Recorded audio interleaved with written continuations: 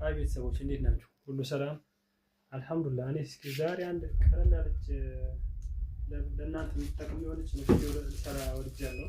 ያችን ምንድን ነች? በየቤታችን ቀለል ያለ ወጪ ቀለል ባለ ወጪ ሶላር ላሳያችሁ ፈልጌያለሁ። ምንድነው ያ ነገር? ሀሳቡ ምንድነው?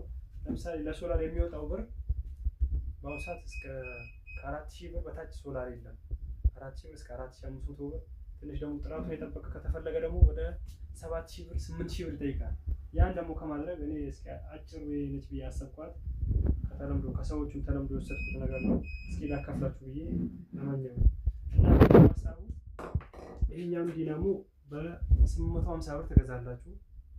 እነዚህ አምፖሎች ደግሞ በ450 ብር 450 ብር አንድ ላይ 900 ብር ይጨርሳል። ይሄኛው ደግሞ 850 ብር ነው። አንድ ላይ 1750 ብር። ከዛ ደግሞ ለባትሪያችን ያው መቼም አንዴ ከተጨረሰ ያልቃል። ባትሪ ቻርጀር ያስፈልገናል። 9 ቮልት ቻርጀር ያስፈልገናል።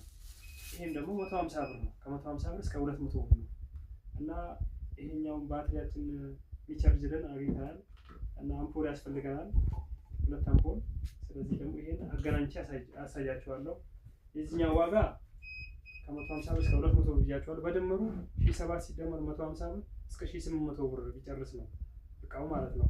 ይሄን በጣም አስወድጄው ነው እንጂ አስተያየት ባለው መንገድ ከተገኘ እስከ 1500ም ላይጨርስ ይችላል እና እስኪ አሰራሩን ላሳያችሁ ተከታተሉ። መጀመሪያ ምንድን ነው የምናደርገው?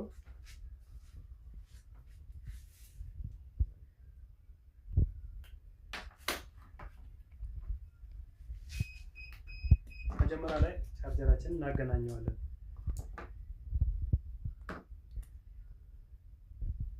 ይሄን ነገር ስላችሁ ባለሙያ መሆን አይጠበቅባችሁ። ምንድነው ግን ህግ መስፈርቱ የባትሪያችን ፖዚቲቭ ተርሚናል ከቻርጀራችን ፖዚቲቭ ተርሚናል ጋር እናገናኘዋለን። ይሄ ማለት ደግሞ ይሄኛውን ከዚህ ጋር እናገናኛለን። ይሄኛውን ደግሞ ከጥቁሩን ፓርት ደግሞ ከኔጌቲቭ ፓርት እናገናኘዋለን። ስለዚህ ምን ያደርጋል ማለት ነው? ይሄኛው ባትሪ ፓወር ያገኛል ከቻርጀሩ እና አምፖሉን ደግሞ ገመዱን ትቆርጡታላችሁ። ገመዱን ከቆረጣችሁ በኋላ ፖዚቲቭ እና ኔጌቲቭን ተርሚናል መለየት ትችላላችሁ በራሳችሁ ዘዴ። ካልሆነ